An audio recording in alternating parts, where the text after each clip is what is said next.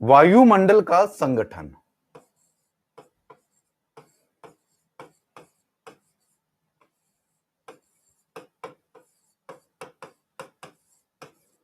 वायुमंडल का संगठन, composition of our atmosphere.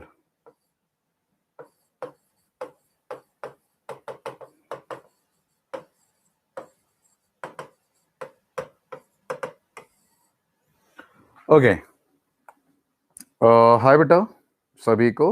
Hi Garima, hi Shyamalata, hi Kriti, hi Mayuri, hi Ruchika. Okay, तो हम मैंने आपको लास्ट टाइम अगर हम देखेंगे तो मैंने लास्ट टाइम आपको परिभाषाएं समझाई थी। परिभाषाएं में मतलब हमने पहले ये जाना था कि वायुमंडल एग्जैक्टली होता क्या है।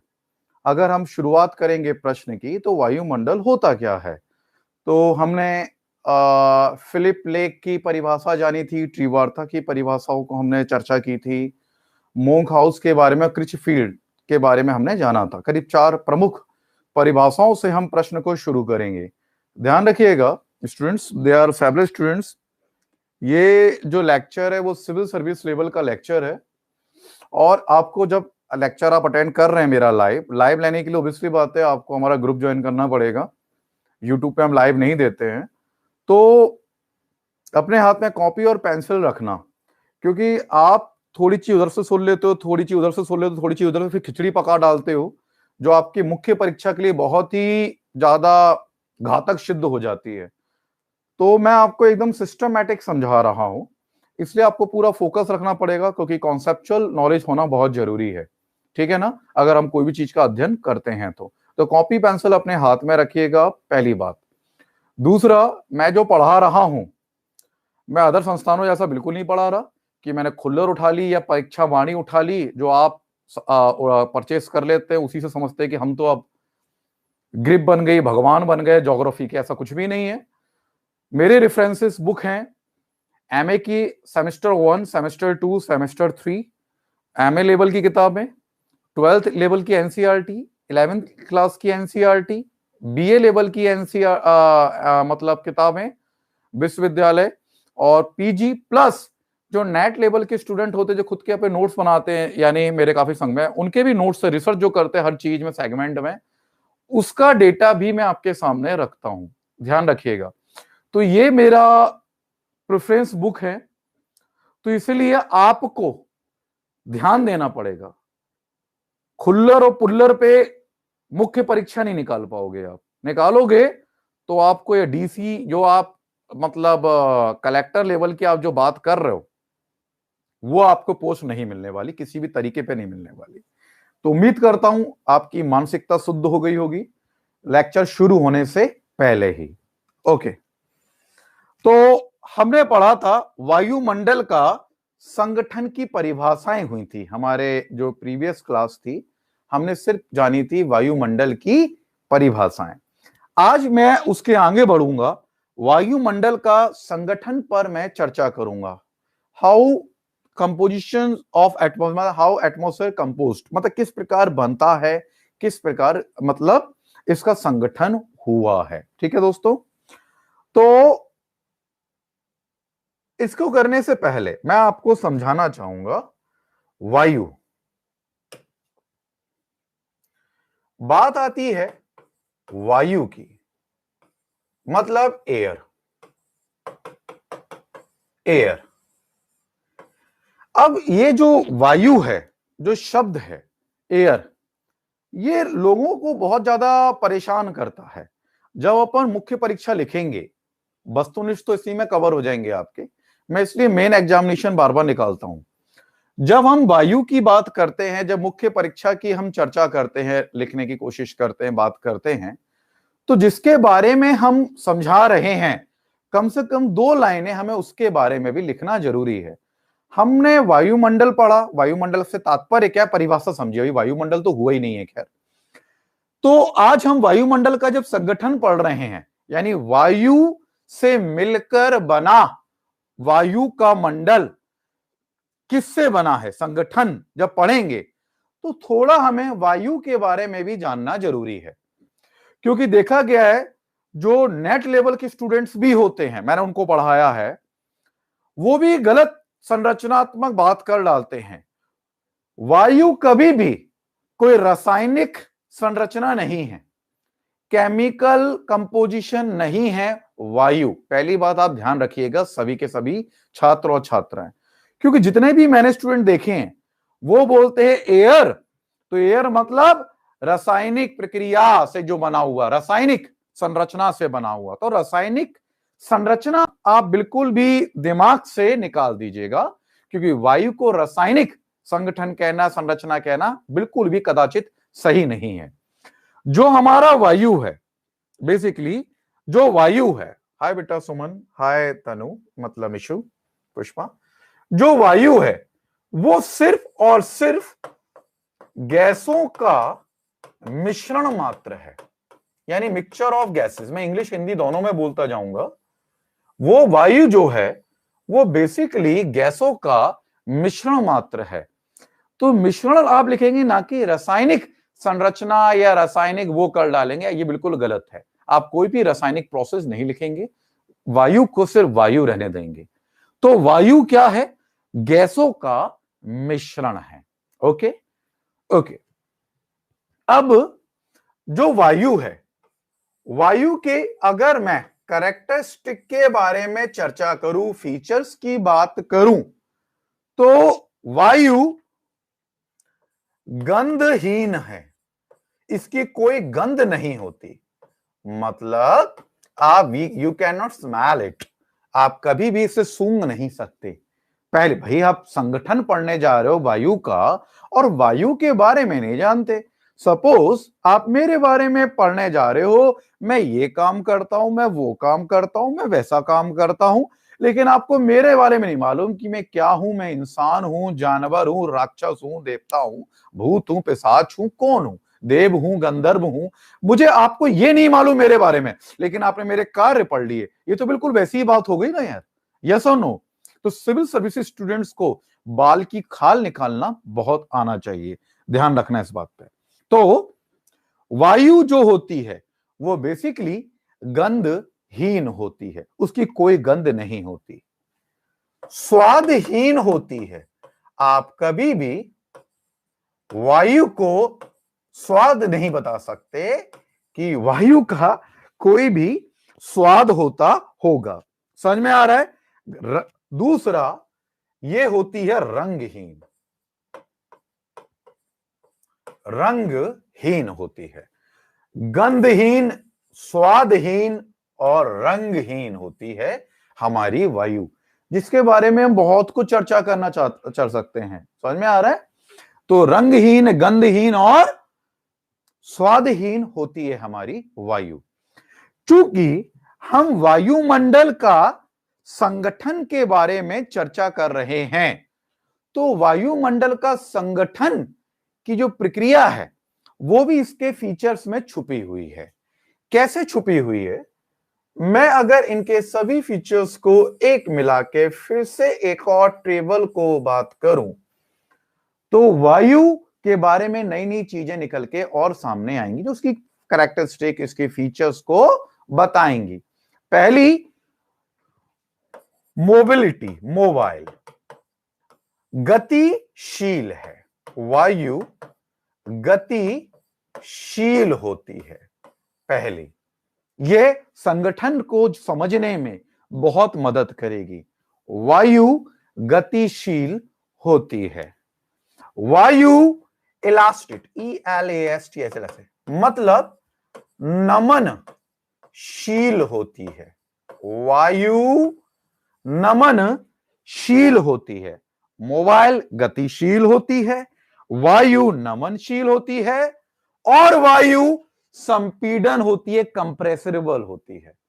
COMPRESSIA, कंप्रेसिबल होती है। तो दोस्तों, गंधहीन, स्वादहीन, रंगहीन, ये तो ठीक है, विशेषता है, लेकिन संगठन में जो इसकी अन्य विशेषताएं काम आएंगी समझने में, क्यों हाइड्रोजन, क्यों कार्बन डाइऑक्साइड, क्यों नाइट्रोजन, क्यों ऑक्सीजन हमारे नीचे स्तर पर रहती हैं, उसमें इसकी ये दूसरे लेवल की आपको समझ में आएंगी, ये कैरेक्टरिस्टिक समझने में काम आएंगी। गतिशीलता, नमनशीलता और संपीडनशीलता, कंप्रेसिव, इलास्टिस एंड मोबिलिटी। तो ये हमारी 3 चीज हैं वायु की। ओके दोस्तों, प्लीज, ये लाइव क्लास है, लाइव क्लास हम इसलिए जोड़ते हैं क्योंकि आप लोग डायरेक्ट क्वेश्चन कर सकें, पूछ सकें। क्या आपको समझ में आ रहा है तो ओके लिख दीजिए। मैं वायु का संगठन पढ़ा रहा हूं, समझ में आ रहा है नहीं आ रहा? तो ये समझ में आया, ये तो शुरुआत है। अब बात आती है वायु को जब हम स्वाद नहीं ले सकते, वायु को जब देख नहीं सकते, रंगहीन मतलब देख ना पाना, वायु को जब पहचाना नहीं जा सकता, रंगहीन, स्वादहीन, कुछ नहीं देखा जा सकता, तो फिर वायु को हम कैसे महसूस कर सकते हैं? तो सच बताएं, अगर वायु क्षैतिज रूप से ना चले तो शायद हम उसे महसूस भी ना कर सकें। तो जो इसका क्षैतिज रूप होता है वायु का, क्षैतिज मतलब होता है दोस्तों हॉरिजेंटली। मैं पूरी स्पेलिंग नहीं लिखूंगा, आपको मैं इंग्लिश के नोट्स देता ही हूं। क्षैतिज रूप यानी हॉरिजेंटली, इसका बस वायु की हम पे बहुत बड़ी कृपा हो गई, ना दिखाई दी, ना मतलब स्वाद दिया, ना उसका कोई रंग था, कुछ नहीं हुआ, लेकिन कम से कम महसूस हो गई, जिसका हम संगठन पढ़ने जा रहे हैं। किस कारण से महसूस हो गई? Just because of horizontally movement, just because of जो क्षैतिज रूप से इसकी गतिशीलता होती है, जो सेकंड कैरेक्टरिस्टिक मैंने आपको समझाई, बिल्कुल वैसे ही उसके कारण ही ये हमें महसूस हो जाती है, इसी कारण से महसूस करने में सक्षम है।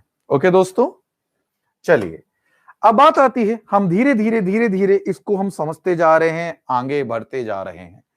तो दोस्तों ये एक फेज था जो वायु के बारे में समझाने का था, आपको फैमिलियर बनाने के लिए मैंने समझाया था। ये हमारी अर्थ है,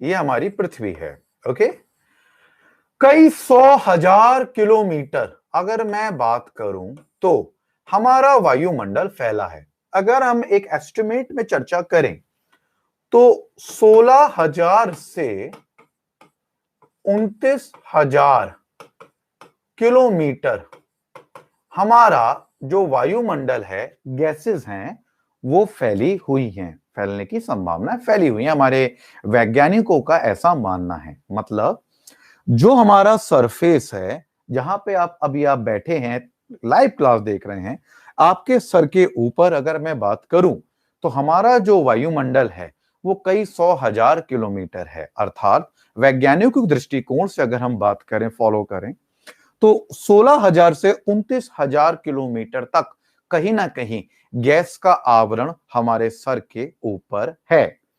अब मैं इस गैस के आवरण को अगर आपको एक दूसरी दृष्टि से समझाने की कोशिश करूं, ये तो हमारा ऊपर है, इतना फैला है, 29,000 किलोमीटर तक हमारा वायुमंडल है, लेकिन अगर मैं आपको दूसरी दृष्टि से बात करूं, हमारी अर्थ जो हमारी पृथ्वी है, अगर मैं अपनी पूरी पृथ्वी को व्यास देखूं, व्यास मतलब डायमीटर, डायमीटर, अगर मैं इसका अर्ध व्यास देखूं मतलब रेडियस, अगर मैं पृथ्वी का रेडियस देखूं, डायमीटर होता है, व्यास होता है, मैं अगर रेडियस देखूं, अर्ध व्यास, अर्ध व्यास यानी रेडियस मतलब 6,400 किलोमीटर के लगभग।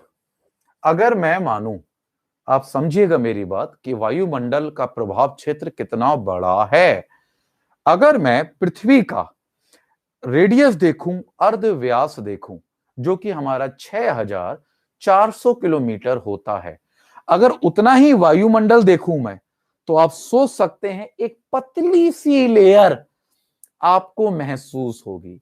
जितना, मेरे कहने का मतलब है, जितना हमारी पृथ्वी का अर्ध व्यास है यानी रेडियस है, रेडियस मतलब 6,400 किलोमीटर, अगर मैं अपने सरफेस जहां पर मैं स्थित हूं, अपने ऊपर देखूं 4,600 किलोमीटर, और मैं कहूं कि इतने किलोमीटर में तो पृथ्वी तो बहुत बड़ी है, तो बहुत वायु आ जाएगी, बिल्कुल सोचना गलत है। हमारा वायुमंडल 16,000 से 29,000 किलोमीटर फैला है। इसका अगर मैं देखूं व्यास का जैसा 6,400 किलोमीटर, तो आपको सिर्फ ऐसा लगेगा कि वायुमंडल की सिर्फ और सिर्फ हमने एक पतली सी परत का ही अध्ययन किया है। We have just studied a thin layer of our atmosphere.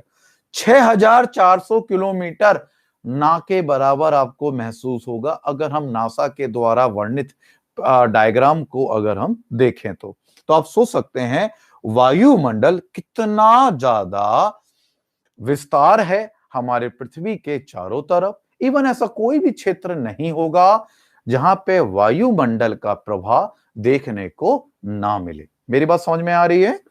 तो 6,400 किलोमीटर जो पृथ्वी आप देखते हो, आधी पृथ्वी नापने के बाद भी, यस और नो, आधी पृथ्वी नापने के बाद भी हम वायुमंडल की एक पतली सी लेयर का ही अध्ययन कर पाएंगे अगर हम इतनी लंबाई और गहराई देख लें तो। 6,400 किलोमीटर यह आप बिंदु अगर परीक्षा में डालेंगे, क्योंकि आपकी मुख्य परीक्षा चेक करेगा एमए और प्रोफेसर लेवल का बंदा जो ज्योग्राफी का होगा, अगर आप उसको इस लेवल के नोट्स डालेंगे, कंपैरिजन करना होता है, मेन है हमें रट्टाफिकेशन नहीं करना होता मेंस एग्जामिनेशन में, हमें अपनी बात को भिन्न भिन्न तथ्यों से, डिफरेंट डिफरेंट लॉजिक से एग्जामिनर को समझाना होता है।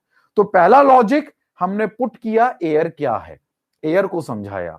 दूसरा लॉजिक हमने उसे अर्थ से कंपैरिजन किया, रेडियस से। एग्जामिनर के दिमाग पे हिट करना है, पॉइंट टू पॉइंट, बात पे बात, बात पे बात, बात पे बात, hit hit hit hit hit करना है। मेरी बात समझ में आया? जितने लॉजिक दोगे एग्जामिनर उतना ही प्रसन्न होता है, ये तो हमें मालूम है। क्लियर हो गया? और प्लीज अच्छे से समझो, है ना? जो नहीं आए 10 बार पूछो, 1000 बार पूछो, ठीक है बेटा? तो पृथ्वी का 6,400 किलोमीटर जितना रेडियस है, व्यास है आदि, उतना अगर मैं ऊपर देखूं तो भी वायुमंडल का हम आधा हिस्सा तो बहुत दूर की बात है, एक पतला सा हिस्सा ही कवर कर पाएंगे। ओके, दूसरा, मैं तो लॉजिक पे लॉजिक मारता हूं, चाहे बायोलॉजी हो चाहे ज्योग्राफी हो, हमें हिट करना है, दिमाग को हिट करना है, दिमाग पे हिट करना है, किसके? एग्जामिनर के। ओके, अब आती है दूसरी बात दोस्तों, हमारी एक और लॉजिक हम लेकर आते हैं। वायुमंडल ये जो आपको दिखाई दे रहा है 16,000 किलोमीटर से 29,000 29,000 किलोमीटर ऊपर तक जो हमारे फैला हुआ है, इसको हम बेसिकली दाब, इसका कहीं ना कहीं प्रेशर जरूर पड़ता है। ये क्वेश्चन सिविल सर्विस में डायरेक्ट पूछा गया है, कहीं ना कहीं प्रेशर जरूर पड़ता है हमारी पृथ्वी पर। तो हम जब वायुमंडल को महसूस करते हैं क्षैतिज विक्रम चलने पर, इसका एक दबाव भी हमारे पृथ्वी पर, हमारे धरातल पर पड़ता है। ध्यान रखिएगा, हमारे पृथ्वी पर जो ये वायुमंडल फैला हुआ है, इसको मापने के लिए इसके दबाव का अध्ययन किया जाता है। दबाव इन द सेंस प्रेशर। हमारे ऊपर जो इतना दूर तक फैला हुआ वायुमंडल है, उसका एक दाब होता है, एक प्रेशर होता है, प्रेशर क्रिएट होता है, जिसे हम वायु दाब कहते हैं, जिसे हम बेसिकली एयर प्रेशर कहते हैं। मेरी बात समझ में आ रहा है? जिसे हम एयर प्रेशर कहते हैं। हमारे ऊपर एक प्रकार का वायु दाब है जो हमें दबा रहा है, दबा रहा है, दबा रहा है। ओब्वियसली बात है, इतनी हवा, गैसेस का आवरण हमारे ऊपर है, उनका कोई ना कोई दबाव तो होगा, उनका कोई ना कोई वजन तो होगा, वो हमें कंटिन्यूसली क्या कर रहा है? दबा रहा है। हमारे जो वैज्ञानिक है, आप बाद में पूछना मयूरी, जब मैं पूछूंगा, जब एक ये पूरा खत्म होगा। बात आती है कि ये जो हमारा ये ऊपर का जो प्रेशर है, ये एक दबाव है। क्या है ये? हमारा एक दबाव है, एक प्रकार का प्रेशर है। ओके, ये जो प्रेशर हमारे ऊपर पड़ रहा है, इसे कहते हैं वायु दाब, यानी एयर प्रेशर कहते हैं। इसे हम एयर प्रेशर कहते हैं, ठीक है? एयर प्रेशर के नाम से हम इसे जानते हैं। चलिए मैं इसे बीच में सेंटर में लेके चलता हूं, जिससे आपको अच्छे से समझ में आएगा। इसे हम एयर प्रेशर के नाम से जानते हैं, वायु दाब कहते हैं। आपके में क्वेश्चन आया था बैरोमीटर के द्वारा ऐसे नापा जाता है, वायु दबाव कहते हैं। वायु दाब भी कह सकते हो, वायु दबाव भी कह सकते हो। अब हमारा जो वैज्ञानिक हैं, जो भी मतलब इसका अध्ययन करते हैं, कितना वायु दाब हमारे सर के ऊपर पड़ रहा है, तो दोस्तों वो हमारा समुद्र तल पर देखते हैं। जनरली समुद्र तल, सी लेवल, समुद्र के ऊपर, समुतल मतलब समुद्र के ऊपर से उसको देखा जाता है, मतलब समुद्र मतलब सर पे शुरू होता है, समुद्र से उसका वायु दाब नापा जाता है। ये क्वेश्चन बहुत इंपॉर्टेंट है। हम तीसरा लॉजिक दे रहे हैं कि वायु जो फैली हुई है, हमारा जो वायु दाब है हमारे सर के ऊपर जो पड़ रहा है, वो उसका मेजरमेंट कैसे किया जाता है कि हमें कितना दबा रहा है, हमारे पृथ्वी पर उसका कितना दबाव है। दूसरा, तो उसे हम समुद्र तल, जो हमारा समुद्र से ऊंचाई को हम देखते हैं कि कितना ऊंचाई है, तो हमारा जो वायु दाब है वो है हमारा 1034, 1034 ग्राम। इसे हम ग्राम में मेजरमेंट करते हैं प्रति वर्ग सेंटीमीटर। मैं इसे सीएम लिख रहा हूं, पर ग्राम प्रति वर्ग, पर स्क्वायर सेंटीमीटर। यानी अगर आपसे कोई पूछता है कि जो वायु दाब है और ऊपर से जो हमारे ऊपर एक दबाव पड़ रहा है वो कितना पड़ रहा है, तो समुद्र से हम उसे देखें तो हमारे पास जो ऊपर से दबाव पड़ रहा है, बैरोमीटर के द्वारा हम जो नापा जा रहा है स्तंभ के रूप में देख रहे हैं, तो वो कितना है 1034 ग्राम प्रति वर्ग सेंटीमीटर, यानी पर स्क्वायर सेंटीमीटर, ग्राम पर स्क्वायर सेंटीमीटर ये है। अगर आप एक लॉजिक, हो सकता है सारे स्टूडेंट जितने भी अन्य हैं वो ये लिख दें, ठीक है ना, तो आप इसी को कन्वर्ट करके यूनिट और लिखेंगे। आप लिखेंगे 14.7 पौंड, पाउंड 14.7 पौंड प्रति वर्ग इंच। इसे इंच में आप दिखाएंगे, समझ में आ रहा है, सेंटीमीटर में नहीं दिखाएंगे। जब आप ये पौंड लिखेंगे, आपने एक ही चीज को दो बार समझा दिया, तो एग्जामिनर तो सच में बहुत अच्छा इंप्रेस आपका पड़ेगा ही पड़ेगा। तो 1034 ग्राम पर स्क्वायर सेंटीमीटर एयर प्रेशर पड़ता है, दबाव पड़ा है हमारे पृथ्वी पर, समुद्र पर। उसे अगर हम दूसरे में देखें तो 14.7 पौंड अगर हम बात करें प्रति वर्ग इंच के हिसाब से हमारी पृथ्वी पर दबाव पड़ता है, और इसी को हम कहते हैं वायु दाब यानी एयर प्रेशर। इतना समझ में आया? अब अगर कोई डाउट है तो अब आप लिखिए।